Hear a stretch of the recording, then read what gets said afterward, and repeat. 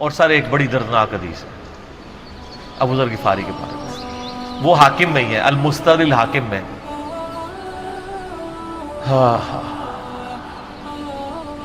غزوہ تبوک آپ کو پتا ہے ایک ایسا غزوہ تھا جس میں جو شرکت نہیں کرے گا وہ منافق ڈکلیئر ہوگا، قرآن میں فتویٰ آ گیا تھا۔ اس سے پہلے کبھی نفیر عام نہیں تھی، یہ پہلا اور آخری موقع تھا، کیونکہ رومن امپائر سے ٹکرانا تھا، سپر پاور تھی دنیا کی، 1.5 لاکھ کی فوج لے کے کیسرے روم بارڈر پہ آ گیا تھا عرب کے۔ تو نبی علیہ السلام نے اناؤنسمنٹ کی کہ بھئی اب سب نے جانا ہے، جو نہیں جائے گا منافق شمار ہوگا، الا یہ کہ کسی کے پاس ریسورسز نہ ہو، یا کوئی مریض ہو، یا کوئی عورت ہو، یا کوئی معذور ہو۔ منافقین آگے بہانے کر رہے تھے، کچھ سادہ لوگ مسلمان بھی اس کا حصہ بن گئے۔ بخاری مسلم میں 3 اصحاب کی توبہ کا واقعہ بھی موجود ہے، وہی میری ویڈیو ریکارڈڈ ہے۔ تو کعب بن مالک کی رضی اللہ تعالیٰ عنہ علیہ السلام، کچھ لوگ جو ہے وہ یعنی اپنے ان معاملات کی وجہ سے کچھ پیچھے بھی رہ گئے۔ تو المستدرک الحاکم میں آتا ہے کہ صحابہ کرام کہتے ہیں کہ ہم نبی علیہ السلام کے ساتھ سفر پہ نکلے نا جب، تو نبی علیہ السلام کو آگے کوئی بتاتا تھا، کہتا تھا یا رسول اللہ وہ جو فلاں بندہ تھا نا وہ بھی کوئی نہیں آیا، پیچھے رہ گیا۔ تو آپ علیہ السلام پرواہ نہیں کرتے تھے۔ پھر بتایا گیا یا رسول اللہ وہ بھی کوئی نہیں، یعنی جڑے نعرے مارتے سن اچے اچے جب ایتھے کسی نے دسایا جائے کہ سر وہ تو پکا جڑا یار ہے بیلی وہ بھی کوئی نہیں تھے، تو حضور علیہ السلام کو لوگ نا فیڈ بیک دیتے یا رسول اللہ وہ بھی غائب ہے، وہ بھی نہیں آیا۔ اب 30,000 کے لشکر میں آپ نے کوئی ریکارڈ تو نہیں رکھا تھا، رجسٹر تھا، لیکن کدھر 30,000 بندوں میں کدھر کوئی رکھ سکتا ہے صاحب اس طرح؟ یا رسول اللہ وہ بھی رہ گیا، وہ بھی۔ تو حضور علیہ السلام کہتے ہیں ٹھیک، آپ فرماتے تھے اللہ چاہے گا تو آ جائے گا، نہیں آئے گا تو نہیں آئے۔ تو کسی نے کہا کہ وہ ابو ذر غفاری بھی پیچھے رہ گئے، آیا اور ابو ذر کو اس کے اونٹ نے روک لیا۔ اونٹ ہی نہیں اٹھ رہا تھا نا سر، وہ آپ کو گاڑی تو نہیں ہے نا جو سٹارٹ کر لیں گے آپ، اونٹ چلنے سے انکار کر دے، کوئی کر سکتا ہے؟ اور سر سفر کتنا ہے؟ 700 کلومیٹر، 700 کلومیٹر کا ریگستانی سفر آج کے دور میں بھی کرنا مشکل ہے۔ سائیکل پہ نہیں آپ کر سکتے، پیدل تو آپ سوچ بھی نہیں سکتے، اونٹ کے بغیر کیسے ہو سکتا ہے؟ جس میں آپ کو اونٹ اس لیے بھی ضروری ہے کہ اس کے اوپر آپ نے سامان لادنا ہے، پانی نہیں راستے میں پینا۔ ریگستان میں تو کئی کلومیٹرز تک کچھ بھی نہیں ہوتا، بھوکے پیاسے مریں گے، پھر آپ قافلے سے بھی جدا ہیں۔ تو ابو ذر غفاری کوشش کرتے رہے کس طریقے اونٹ، اسی دوران قافلہ نکل گیا آگے، تو وہ اونٹ اٹھا ہی نہیں ہے۔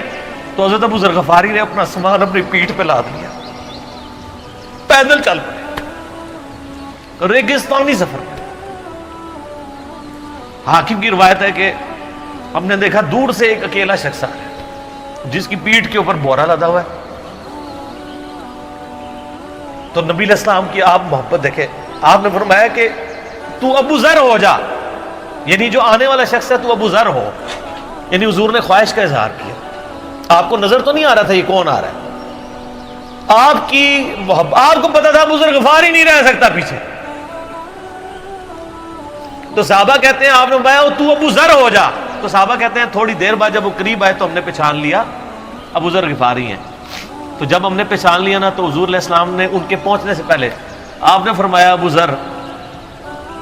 ذر کو دیکھو اکیلا آ رہا ہے،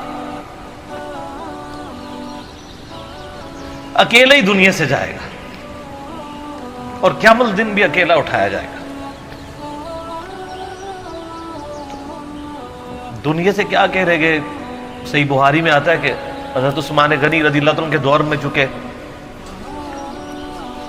یہ اس حدیث کا بھی کچھ حصہ باقی ہے، میں بعد میں بیان کروں، پہلے میں اس کو کنکلوڈ کر لوں کہ صحیح بخاری میں آتا ہے کہ حضرت ابو ذر غفاری شام چلے گئے تھے، وہاں پہ چونکہ گورنر تھے حضرت معاویہ رضی اللہ تعالیٰ عنہ، وہ قرآن کی وہ جو سورہ توبہ کی آیات ہے نا کہ جو لوگ سونا اور چاندی جوڑ کے رکھتے ہیں یہ گرم کر کے ان کی پیٹھوں پہ، ان کے ماتھے کے اوپر لگایا جائے گا قیامت والے دن، تو وہ یہ آیت پڑھا کرتے تھے اور حضرت معاویہ سے ان کا جھگڑا رہتا تھا کہ تم لوگ جو یہ مال جوڑ رہے ہو نا اور یہ اتنے خزانے تم لوگوں نے بنا لیے ہیں، یہ نبی علیہ السلام کی تعلیمات کے خلاف ہے۔ تو جب معاویہ کہتے تھے یہ تو اہل کتاب کے بارے میں آیات نازل ہوئی ہیں، تو وہ کہتے تھے نہیں، یہ سب کے بارے میں ہے۔ اب شرعی حکم یہ ہے کہ مال آپ جوڑ سکتے ہیں اگر آپ زکوٰۃ دے رہے ہیں، لیکن یہ پسندیدہ نہیں ہے، طریقہ نبوت یہ نہیں ہے۔ نبی علیہ السلام نہیں جوڑ سکتے تھے، پوری زندگی زکوٰۃ دینے کی نوبت نہیں آئی ہے، حالانکہ خمس ملتا تھا، خیرات کا۔ ابو ذر غفاری کا جھگڑا یہ تھا کہ تم تو نبی کے اصحاب ہو، تم لوگوں کو یہ زیب ہی نہیں دیتا کہ تم لوگ اس طرح کے محلات میں رہو اور اس طرح مال جوڑو۔ تو اب چونکہ سینئر صحابی تھے، ان کو ہاتھ ڈالنا بھی آسان نہیں تھا، پھر نبی علیہ السلام نے فرمایا ہو کہ اس سے زیادہ سچا انسان ہی کوئی نہیں، تو معاویہ نے خط لکھا حضرت عثمان کو کہ جی اس بندے سے میری جان چھڑائے نا، اس کو آپ واپس بلائیں۔ حضرت معاویہ نے جب خط لکھا تو عثمان نے ان کو کہا تم مدینہ شریف واپس آ جاؤ۔ مدینہ شریف جب یہ واپس آئے تو صحیح بخاری میں آتا ہے کہ لوگوں کا جھمگٹا لگ گیا بزرگ غفاری کے گرد، لوگوں کو پتا تھا یہ تو بڑا یعنی زہد والا بندہ ہے۔ تو ابو ذر غفاری وہی حدیثیں سنایا کرتے تھے کہ حضور نے فرمایا یہ پہاڑ سونے کے برابر ہو تو میں خیرات کر دوں گا، جبکہ باقی صاحب کہتے تھے کہ مال جوڑنا جائز ہے اگر زکوٰۃ کوئی دیتا رہے۔ وہ یہ کہتے تھے کہ یار یہ تم لوگوں کو تو زیب نہیں نہ دیتا، یار تم لوگ تو یہ باتیں نہ کرو، تم لوگ نبی کی صحبت یافتہ ہو، تم لوگوں کو تو زہد ہونی چاہیے تم لوگوں کی زندگی میں۔ اب لوگوں کا ہجوم ان کے گرد لگ گیا، اور پھر حضرت عثمان نے ان کو خلیفہ وقت بلایا اور کہا کہ یار تو خود ہی مدینہ شریف چھوڑ کے یہاں سے چلا جا، تیری وجہ سے فتنہ کھڑا ہوا ہے۔ تو حضرت عثمان نے کہا میں نے تو نبی علیہ السلام سے سنا تھا کہ حکمرانوں کی اطاعت کرنا، صبر کر لینا۔ تو ایک زبدہ نامی کا ایک گاؤں تھا مدینہ شریف کے پاس، شہر سے ہٹ کے، تو وہ پھر وہاں پہ ہجرت کر گئے۔ آپ دیکھیں ریونج کیسا تھا، لوگ کتنے ڈرے ہوئے تھے کہ ابو ذر اپنی بوڑھا شخص 80-90 سال کا بابا اپنی ایک بڑھیا بیوی کو لے کے اس عمر میں شہر بدر ہو رہا ہے اکیلا۔ آج نہیں آپ سوچ سکتے کسی جگہ آپ اکیلے جا کے پڑاؤ کریں، کسی بیابان کے اندر، ریگستان کے اندر۔ اس زمانے میں آپ سوچ رہے، آج کل بھی آپ مدینہ شریف کے گرد چلے جائیں تو آپ وہاں نہیں ایک رات بھی نہیں گزار سکتے۔ تو کوئی شخص حضرت ابو ذر غفاری کو سی آف کرنے نہیں ہے سوائے حضرت علی کے، اور وہ بھی مدینے کی باؤنڈری تک آئے۔ ان کو پتا تھا ان کے سٹانس کے بارے میں، اور حضرت علی نے ان کو جب سی آف کیا تو کہا کہ میں چونکہ حکمران وقت کی اطاعت کا پابند ہوں، میں مدینے کی باؤنڈری سے باہر نہیں جاؤں گا، اگر مجھے کوئی اس طرح کا یعنی حکم اجازت مل جاتی تو میں تیرے ساتھ جاتا۔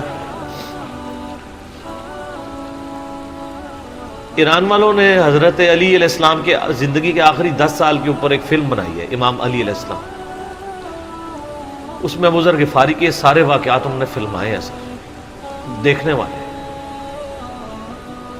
جب مولا علی چھوڑنے آتے ہیں، پھر جو ان کی ڈیبیٹس ہوتی ہیں مدینہ شریف میں لوگوں کے ساتھ، وہ ساری انہوں نے ویڈیو میں فلما دی۔ پھر یہ چلے گئے وہاں پہ رہنا شروع ہو گئے۔ اب اس حدیث کی طرف واپس آ جائیں جو فرمایا آپ علیہ السلام نے اکیلے ہی مرے گا۔ تو ابو ذر غفاری، اس حاکم کی روایت میں آتا ہے ابو ذر غفاری کی موت کا وقت قریب آ گیا، صرف بیوی ہے پاس۔ بیوی نے رونا شروع کر دیا کہ حضرت آپ فوت ہو گئے، آپ کو کفن کون دے گا، آپ کو غسل کون دے گا، آپ کو دفنائے گا کون، میں عورت ذات کیا کر سکتی ہوں۔ حضرت ابو ذر نے کہا کہ نبی علیہ السلام سے میں نے سنا تھا کہ تو اکیلا مرے گا، پھر مسلمانوں کا ایک قافلہ وہاں سے گزرے گا جو تجھے کفن دے کے دفنائے گا اور جنازہ بھی پڑے گا۔ تو نے فکر نہیں کرنی، جب میں مر جاؤں تو میری لاش کو چوراہے پہ رکھ دینا، گزرگاہ پہ، جو یعنی مدینہ کی طرف راستہ آتا تھا گاؤں ایریا سے گزر کے، اللہ میرا بندوبست کر دے گا۔ وہی ہوا کہ ان کے مرنے کے بعد مسلمانوں کا ایک قافلہ دور سے آ رہا تھا. تو اسی مستقل حاکم کی حدیث میں آتا ہے کہ سر قافلہ بھی سنے پھر کون ہے؟ عبداللہ ابن مسعود. ابو ذر غفاری بھی زہد کے امام، ابن مسعود بھی زہد کے امام، ابو درداء بھی زہد کے امام.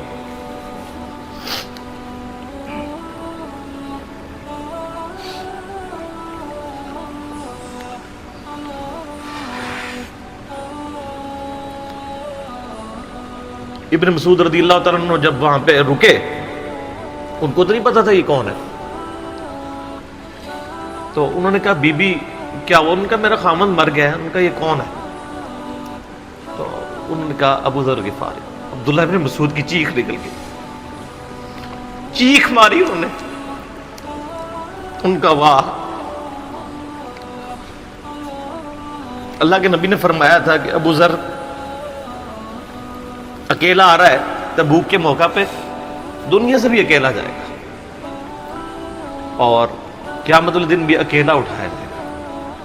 یعنی اب اسی سرزمین سے ہی اس نے اٹھنا ہے نا، ہر بندے نے اپنی قبر سے اٹھنا ہے.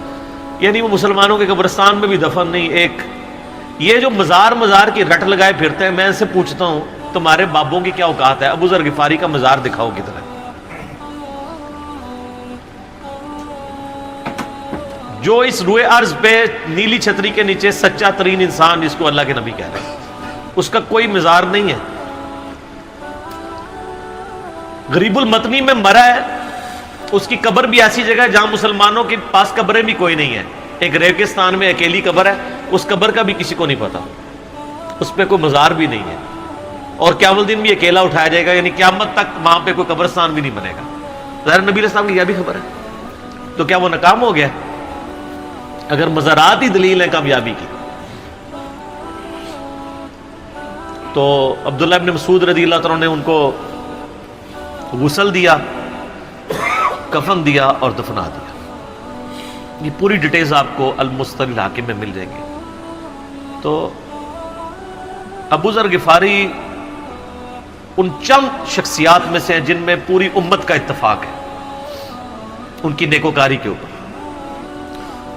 شیعہ بھی ان کو بہت رسپیکٹ دیتے ہیں، اہل سنت بھی دیتے ہیں، صوفیاء کے ہاں بھی ان کو امام مانا جاتا ہے زہد کی وجہ سے. آپ تصوف کی جتنی کتابیں پڑھیں، چاہے امام غزالی کی ہوں، رسالہ قشیریہ پڑھیں، اور لوگوں کو بھی پڑھنا شروع کریں، تو ابو ذر غفاری آپ کو زہد کے امام کے طور پہ ملیں گے کہ ان کی زندگی میں یعنی یہ زہد تھا کہ انہوں نے کس طرح کی زندگی گزاری ہے. سر لوگ مجمع میں مرتے ہیں، ان کو یاد کوئی نہیں کرتا. اور ابو ذر غفاری کو آج بھی دنیا یاد کر رہی ہے، ہم بھی یاد کر رہے ہیں رضی اللہ تعالیٰ عنہ علیہ السلام. اللہ تعالیٰ قیامت والے دن ہمیں ایسے نیکوکار لوگوں کا ساتھ نصیب فرمائے. آمین ثم